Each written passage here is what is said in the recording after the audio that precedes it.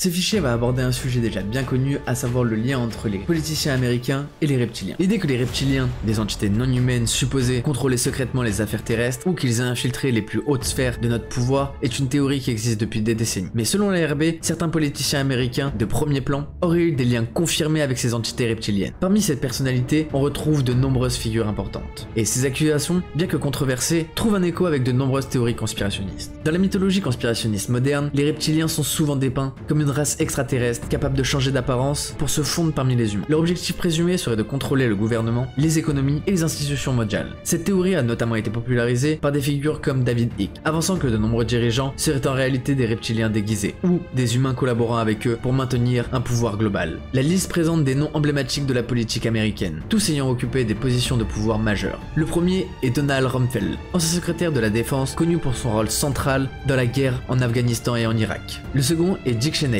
ancien vice-président sous George W. Bush, souvent considéré comme l'un des hommes les plus influents de l'administration Bush. Ensuite, nous avons George W. Bush et George Bush, père et fils, tous deux présidents des États-Unis, symbolisant une dynastie politique ayant marqué la fin du XXe siècle et le début du XXIe siècle. Ensuite, nous avons Henry Kissinger, ancien secrétaire d'État, connu pour son rôle dans la diplomatie mondiale de la guerre froide. Et pour finir, nous avons Bill Clinton, président durant les années 1990, associé à la modernisation du Parti démocratique et à plusieurs scandales médiatiques. Toutefois, le document n'est qu'une simple liste. Le document ne fournit pas de preuves tangibles, mais se base sur des confirmations provenant d'autres races extraterrestres et d'autres agences d'intelligence secrète.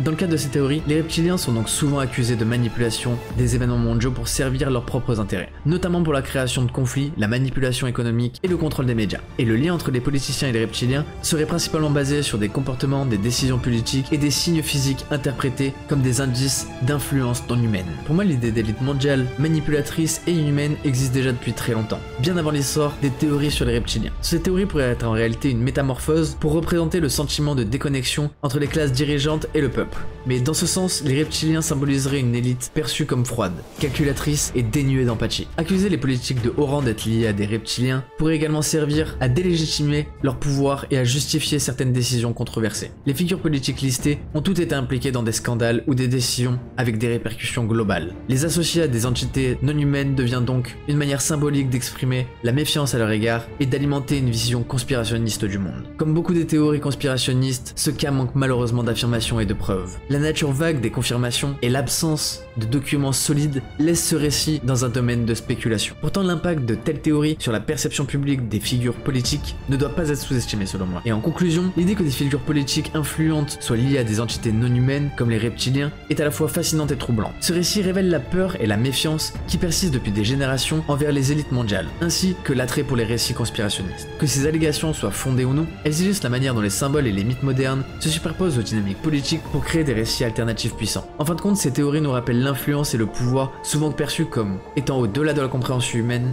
et parfois jusqu'à être associés à des forces surnaturelles.